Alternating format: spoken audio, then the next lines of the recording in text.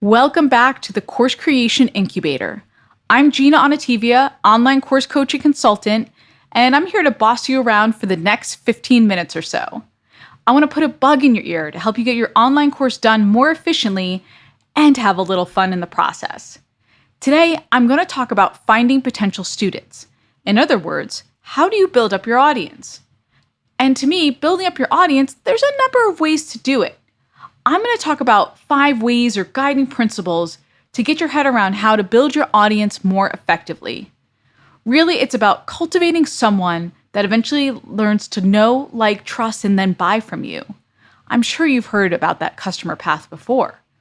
And how do you do that so at the end of the game or the end of the day, they want to buy from you and you have raving fans?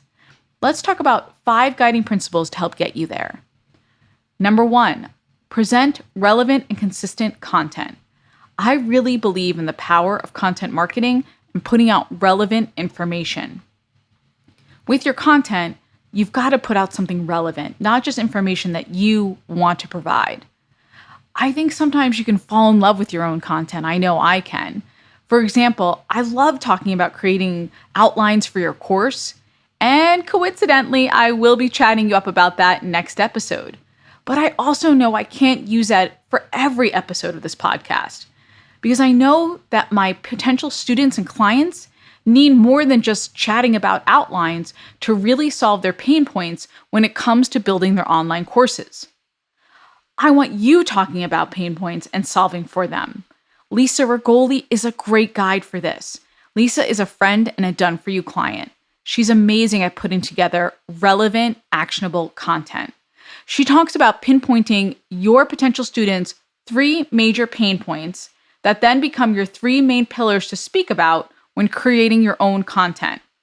These pillars are your calling cards. Then she takes it a step further and comes up with micro topics for each of these 3 pillars. She always has this kind of northern star to refer to when she's developing her content. I want you thinking about this for your content. What pain points are you solving for? Have it up on a post-it on your desk to remind yourself as a guide and look for it whenever you're creating your own stuff.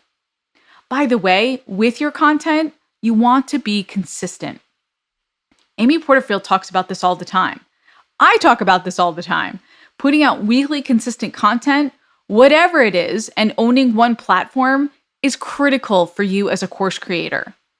I was on a community call for a group, this was a couple of months ago, and one of the experts was saying, pick one way to promote and be a master at it. I love this because I think a lot of times you're thinking, I need to be on Facebook Live, I need to be on Instagram, I need to be on LinkedIn and Pinterest and all these different platforms. And that's how you spread yourself too thin. You can be on all these platforms. You don't need to master all of them. Remember what that expert said, master the one, own it. I truly believe in that. I mentioned Lisa Rigoli. She's the master of Instagram, in my opinion. Mary Rose Solis, I love her on LinkedIn. She's there constantly posting videos, giving tips. She's a coach for CEOs. Consistency is key. Then you might be asking me, well, Gina, everybody has a podcast. I feel like content marketing is so saturated these days. Well, how many of those folks with the podcast are consistent and have published in the last 90 days? I saw a study that says that 22% of podcasts are actually consistent. 22%. Think about that. If you are putting out consistent content, you will stand above the rest. Your audience will take note and say, yes, this person is for real. This person is an expert. I trust them. They're here to deliver for me each week, and I ultimately want to buy from them. I want to take the next step. This is where content marketing comes into play. And you've got to have the right strategy in place in order to build an audience that's ultimately going to buy from you. That's number 1, have relevant and consistent content. Number 2, nurture the one. Especially if you're starting from scratch, I like to tell people to start with the one and nurture and build from there. When you start with the one, you can love on them. You can really give them attention and focus on them. Then you get results, and they start to become an ambassador for you. Back in my first episode with Amy Porterfield, we talked about Paige Schulte, who coaches real estate agents. When she was starting her course, this was an entirely new brand for her. She knew she had to start with the one. She would put out a post on Instagram. Everyone who liked or comment, she would DM them and say, hey, here's a little bit about me. I would love to help you out, learn more about you. Let's get on a call. She would get on a call with any of these people that responded to her. I think she ended up doing like 50 calls, learning about what they needed, what they wanted from her, what kind of course they wanted and they wanted to buy, right? She ended up beta selling her course that way and starting with the one and building her audience from there. That was about a year ago. Now Paige has a pretty significant audience just by starting with the one. By the way, she also got custom. She made personal videos. She reached out. She did the one-on-one calls. That's what it takes to build an audience when you're first starting out. You start with the one, and then you see it multiply from there. And you've got to start scrappy. You've got to start grassroots. So that's number 2. Nurture the one and build from there. By the way, I did this when I was first starting out building courses.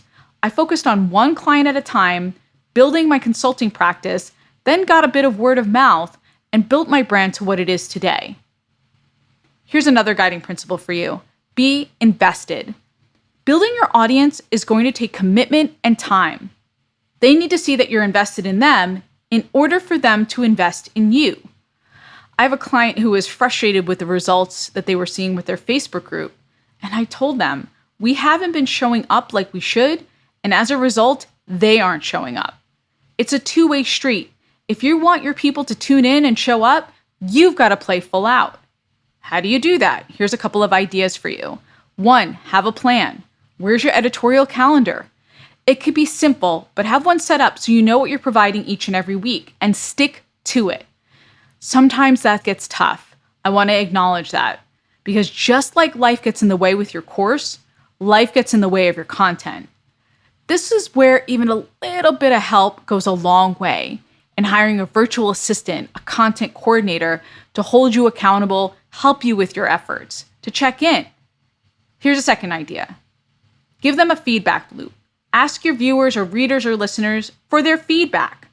I'm building a done-for-you product right now for an expert who has built her business on this. She is consistently polling her audience about what they think.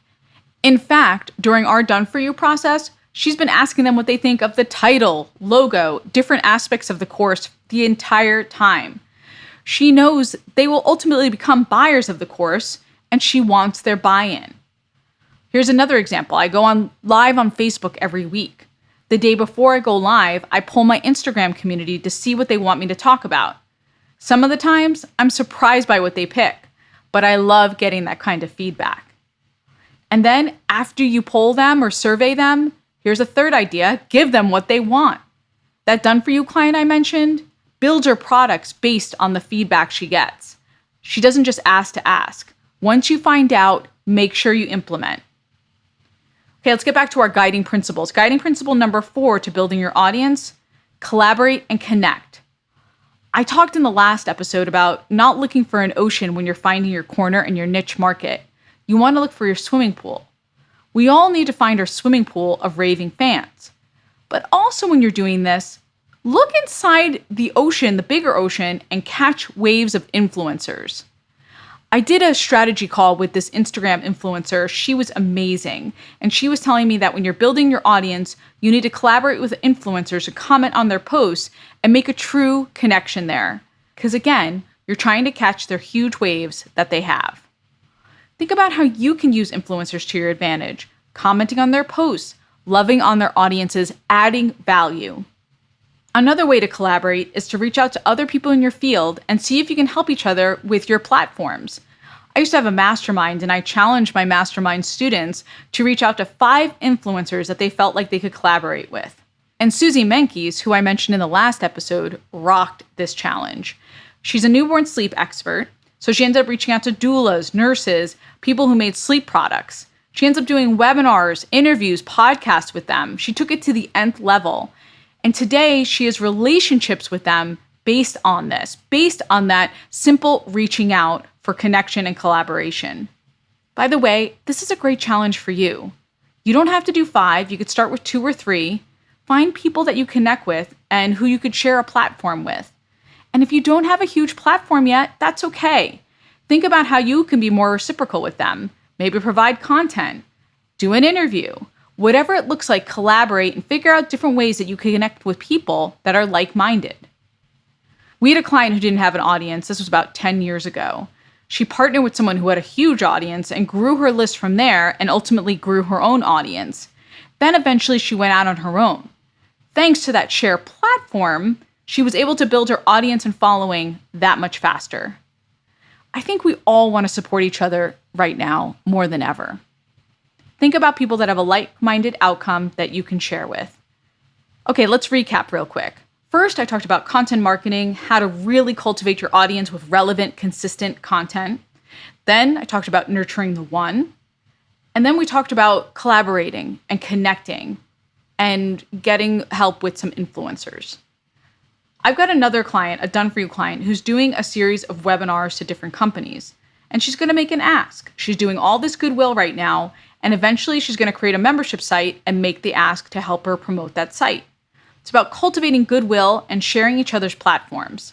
That's another great way to build your list and your audience. And finally, guiding principle number 5 or way number 5, you've got to make offers. And I know this one may make you feel a little bit of uncomfortable because you got to put yourself out there. It's one thing to offer free content all the time, and it's another to ask for money. I used to have a mastermind member who was putting out free content for years. She said, I was just giving everything away for free that they needed. Here you go, whatever you need. And then she realized she was never making offers. She was cultivating a list of free people, tire kickers, perennial tire kickers. And then what happened? When she finally made an offer, she didn't get as much results as she wanted because they didn't buy. They weren't used to buying. They weren't conditioned to buy. So I want you to make small offers and tell people, hey, I'm here to add value. I'm also here to go deeper with you and to take the next step. And that means buying something from me. We have to condition them or get them used to buying from us, even if it's smaller offers. Or else you'll just have tire kickers or people who are just collecting your freebies the entire time. Guiding principle number 1, getting your relevant content and consistent content out there. Remember the statistics I said. 22% of podcasts are actually consistent and have been published in the last 90 days. And by the way, if you're putting out content that's consistent and good, quality, then you're doing something that really serves. You're unique, you're special. Keep it up. And if you haven't been emailing consistently or posting consistently, now is the time to re-engage and figure out how you're going to do that and connect with your audience. If you haven't been doing it, I do not want you to beat yourself up. I just want you to restart today. Build that momentum back up for yourself. 3, how are you really going to invest in your people and have a plan and a feedback loop? And 4, how are you going to collaborate? Find 2 or 3 people in your space, in a group, and who talk a similar language with you, have a similar audience, and collaborate, do interviews, connect. And then 5, you're going to make offers. Please, it can be small. Put yourself out there, and you're going to see potential students become buyers. And you're never going to know how an offer converts until you put it out there. Next episode, I'm going to talk about my favorite topic, how to organize your content, your course pieces. And because I know some of you have been writing in or emailing me and saying, hey, I've got a lot of content, and what the heck do I do with it all? I'm going to answer that for you as well. I cannot wait. Please make sure you subscribe so you don't miss one course creation tip. Until then, go create, be you and be brilliant, and get it done.